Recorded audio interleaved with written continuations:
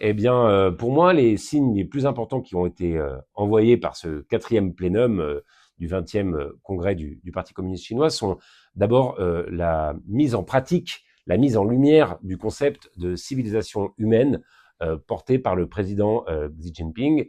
Le 4e plénum a été très clair et le plan et le 15e plan qui en découle a été très clair. Il y a une volonté de vraiment faire une planification écologique au niveau mondial, de coopérer dans les domaines économiques, culturels, commerciaux. Et c'est comme ça que nous devons avancer. Moi, j'ai beaucoup apprécié le message qui est ressorti du 4e plénum de ce point de vue-là. Eh bien, je pense que effectivement, ce 15e plan de planification est porteur d'opportunités très concrètes pour la coopération franco-chinoise. Alors, il faut certainement des nouveaux accords de coopération.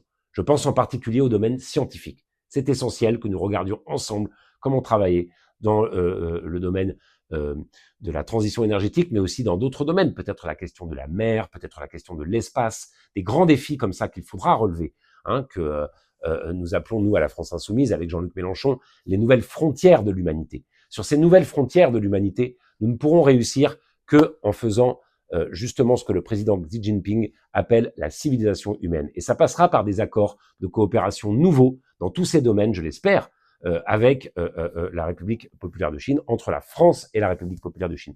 C'est extrêmement important que nous puissions, dans le cadre de l'accord de Paris, au moment où Donald Trump s'est retiré de l'accord de Paris, au moment où les États-Unis se sont retirés de l'accord de Paris, que nous puissions montrer que cet accord a encore tout son sens pour limiter le réchauffement climatique.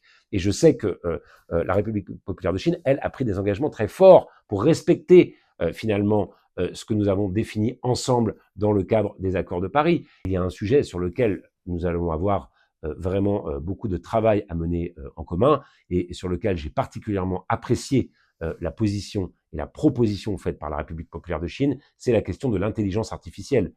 La République populaire de Chine vient de proposer, il y a 2 jours, au sommet de l'Asie-Pacifique, au sommet économique de l'Asie-Pacifique, le président Xi Jinping l'a dit, il faudrait faire une organisation mondiale de coopération en matière d'intelligence artificielle, alors que nous plaidons pour une coopération dans ce domaine, pour que l'intelligence artificielle soit un outil au service de ce concept de civilisation humaine